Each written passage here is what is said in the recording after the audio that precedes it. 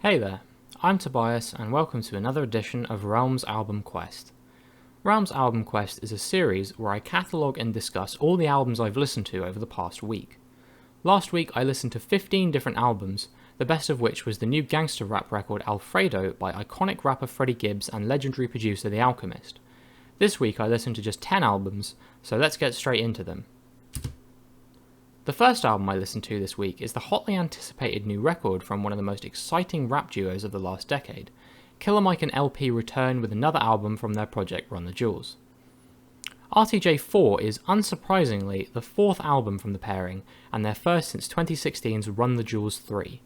The record is incredibly timely given the protests against police brutality in America currently, and a number of the tracks on this record focus on the issue not only of police brutality, but also on the government's treatment of people of colour from every angle. An example of this is the track Walking in the Snow, where Killer Mike makes several allusions to how the world has become so desensitised to the killing of unarmed black men, even quoting the dying words of both Eric Garner and George Floyd as they were choked to death. On Just, the refrain of "look at all these slave masters posing on your dollar" asks why, if the US condemns slavery as one of the darkest moments in its history, does it still glorify those that propagated it by building statues of them and printing their likeness on their currency?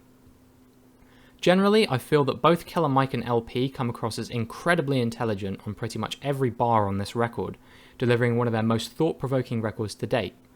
Not to mention that the production on this record hits hard from start to finish. RTJ4 is one of the most essential records of 2020 so far.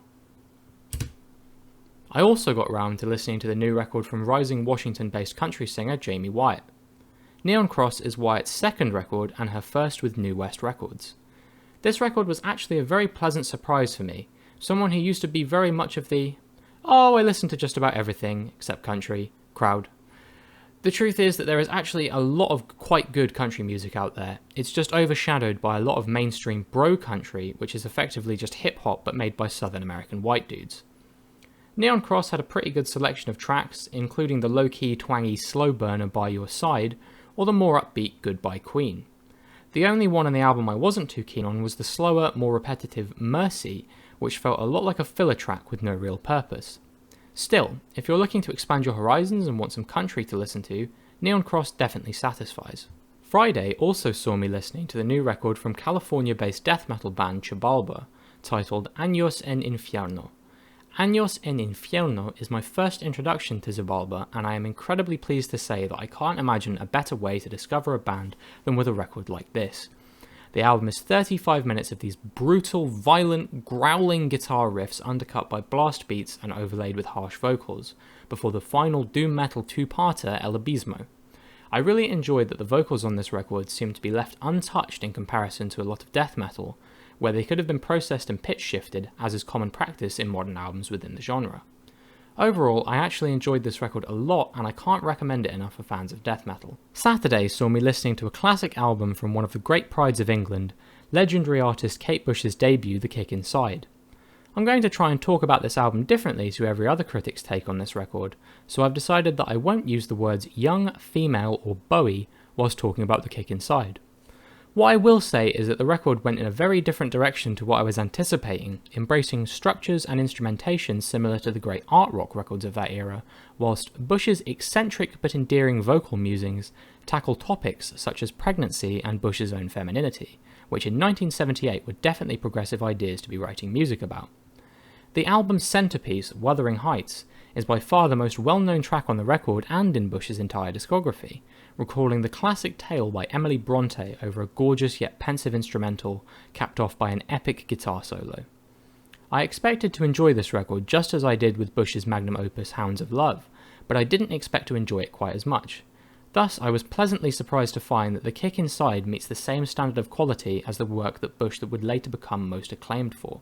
On Sunday, I kicked off by listening to another great album, the new effort from New York hip-hop supergroup Arm & Hammer, seeing Billy Woods and Elucid join forces for a fourth time on Shrines. Shrines is fantastic from front to back. The production is zany and glitchy and abstract and all over the place, and Billy Woods raps his ass off for the entire 43-minute runtime of this record. Not to mention the great features that crop up all over this record, including Earl Sweatshirt, a legend in his own right, Quelly Chris, who dropped one of my favourite projects of 2020 earlier this year, and Fielded, who delivers not one, but two excellent guest verses on this record. As a first introduction to Arm & Hammer as a group, this definitely lived up to the hype, and the quality one would come to expect from a Billy Woods solo venture.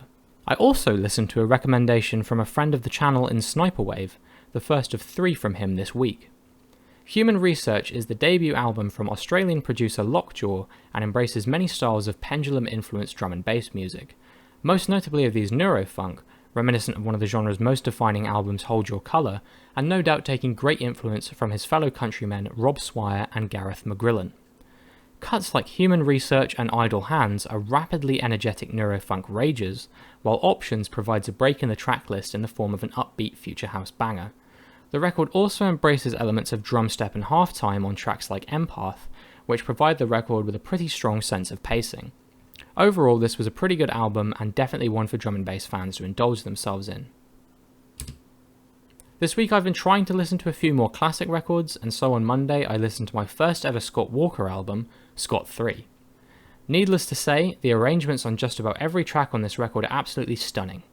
From start to finish, Scott 3 is founded upon a bed of hypnotising classical instrumentation, with Walker's deep but reassuring vocal intonation singing lush and introspective over the top.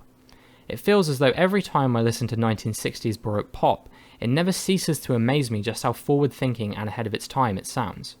Tracks like It's Raining Today and 2 Weeks Since You've Gone are practically timeless.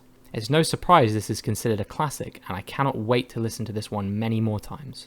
Tuesday provided me with the second of Sniperwave's recommendations this week, the most recent venture from Swiss post-rock act Leech, with their 2018 effort For Better or For Worse. Leech's 2007 album The Stolen View is legitimately one of my favourite post-rock albums of all time, with extremely crisp instrumentals that reach these explosive but cathartic crescendos on just about every track. Unfortunately, For Better or For Worse could not reach the stunning highs of The Stolen View, but damn if it didn't try. Hell 8 and Dirty Seconds prove that Leech still have the ability to craft mesmerising breakdowns, but the opening track Malide felt drawn out and inconclusive, and given the short runtime of the album to begin with, For Better or For Worse feels sometimes like Leech have simply run out of ideas. Nonetheless, I did enjoy the bulk of this record, but I do hope that this is Leech's final record, so the band can bow out on a high with as much dignity as they've always had. On Wednesday, I gave a listen to an album I've been wanting to listen to for a good 6 months at this point. Ever since I listened to Here Come the Warm Jets and Another Green World, Brian Eno's Taking Tiger Mountain by Strategy has been on my radar, so I'm glad I finally got around to listening to it yesterday, and I have to admit, it's probably my favourite of the trilogy. Brian Eno is widely considered to be one of the greatest producers of the 1970s and of all time, and it's not hard to see why on Taking Tiger Mountain by Strategy. Songs like Burning Airlines Give You So Much More and The True Wheel exhibit Eno's quirky art rock style which he became known for in the mid to late 70s, whilst Third Uncle showcases some elements of proto-punk, where punk would not garner much recognition in the UK until later in the 1970s. All in all, Taking Tiger Mountain by Strategy is a masterclass from the mind of one of the most intelligent musicians of his time, and I cannot recommend this album enough. Finally, today I listened to the final recommendation from Sniperwave for this week, the new record Rise Radiant from Australian metal band Caligula's Horse.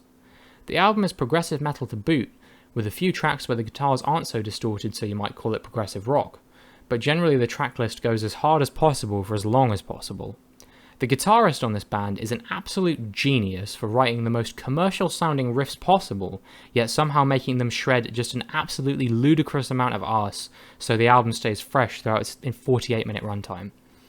I was pretty much blown away by how magnanimous tracks like The Tempest and Valkyrie were, while still being easy on the ears and not being as abrasive as many records of the genre can be. While some of the longer cuts here can start to grow tiresome after a while, this album is generally superb and something I can't recommend enough to metal fans. So there we have it. Those are the 10 albums I listened to over the past week.